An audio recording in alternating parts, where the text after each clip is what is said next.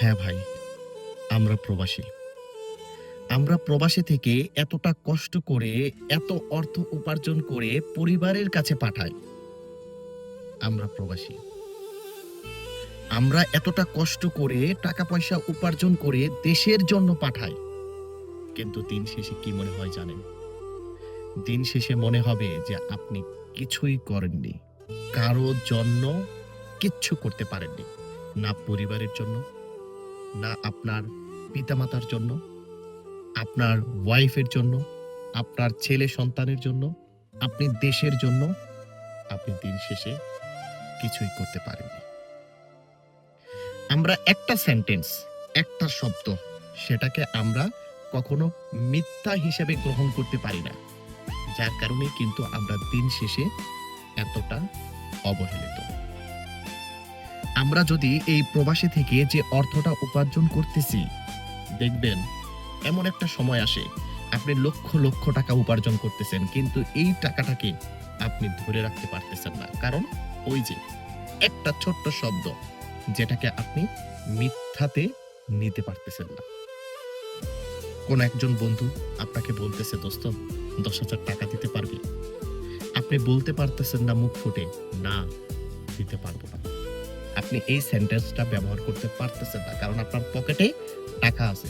আপনি যদি না বলে দেন, সেটা মিথ্যা হয়ে যাবে।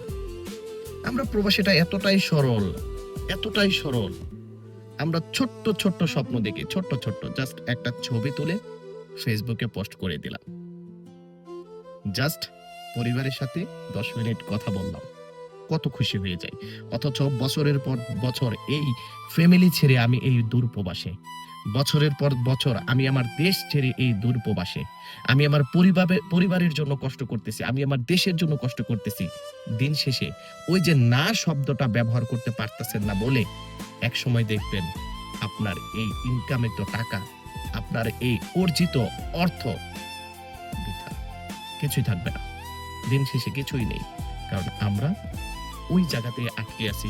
আমরা এতটাই সরল, আমরা না বলতে পারতেছি না। অথচ প্রবাসীদের এট ফার্স্ট ভাই না বলাটা শিখতে হবে। যদি আপনি মনে করেন যে আপনি 10 বছর প্রবাসে আছেন, 10 বছর পর আপনি দেশে গিয়ে আপনি বিজনেসম্যান হবেন, আপনি দেশে গিয়ে ছোটখাটো একটা ব্যবসা করে আপনি চলবেন, তাহলে আপনাকে না বলাটা শিখতে হবে। আপনার অর্থ আপনাকেই ধরে রাখতে হবে। আপনি যদি মনে করেন আপনার বড় ভাই দেশে আছে, আপনি টাকা পাঠিয়ে দিবেন তার কাছে, ভাই দিন শেষে কিছুই পাবেন না। আপনি যদি মনে করেন আপনার পিতামাতার কাছে টাকা পাঠাবেন, দিন শেষে কিছুই পাবেন না।